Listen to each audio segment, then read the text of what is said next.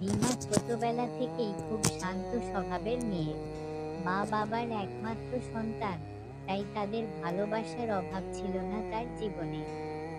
কিন্তু সব ভালোবাসা ছাপিয়ে তার সবচেয়ে কাছের মানুষ ছিল তার নানু। ছোটবেলা থেকে নানুর কাছে মানুষ হয়েছে রিমা। নানুর গল্প, আদর, ভালোবাসায় কেটেছে তার শৈশব। বড় হয়ে শহরে পড়তে যায় রিমা। নানু তখনও গ্রামেই থাকেন। বয়স হয়েছে, হাঁটাচলা কঠিন। কিন্তু রিমা ব্যস্ত পড়াশোনায়, শহরের দৌড়ঝাঁপে। মাঝে মধ্যে ফোনে কথা হয়, তাও সময় কম।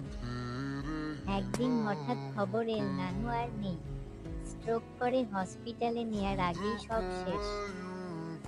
রিমা দৌড়ে গ্রামের বাড়ি পৌঁছায়। সবাই কাঁদছে, কিন্তু রিমার মনে তখনও সব যেন অস্পষ্ট, যেন স্বপ্ন। তার নানু, যে মানুষটা তার শৈশবের ছায়া ছিল, সে কিভাবে চলে যায়। ঘরে ঢুকেই রিমা নানুর সেই কাঠের আলমারি দেখে। হঠাৎ খেয়াল হলো, আলমারির এক কোণে একটা পুরনো চিঠি রাখা, ওপরে তার নাম লেখা, রিমার জন্য। হাতে নিয়ে খুলতেই চোখে পানি চলে এল। চিঠিতে লেখা ছিল, রিমা, তুই হয়তো অনেক বড় হয়ে গেছিস। আমার কথা মনে হয় কমই পড়ে। ঠিকই তো, জীবন তো কারো জন্য থেমে থাকে না। কিন্তু আমার সকাল রাত কেবল তোর কথা ভেবেই কাটে। জানিস, তোর পছন্দের পিঠা আজও বানাই। তুই তো নাই, কিন্তু অভ্যাস আর ভালোবাসা কি আর সহজে যায়?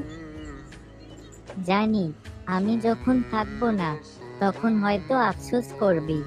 কিন্তু কোনো দুঃখ করিস না মা, আমার আশীর্বাদ সব সময় তোর সাথে আছে।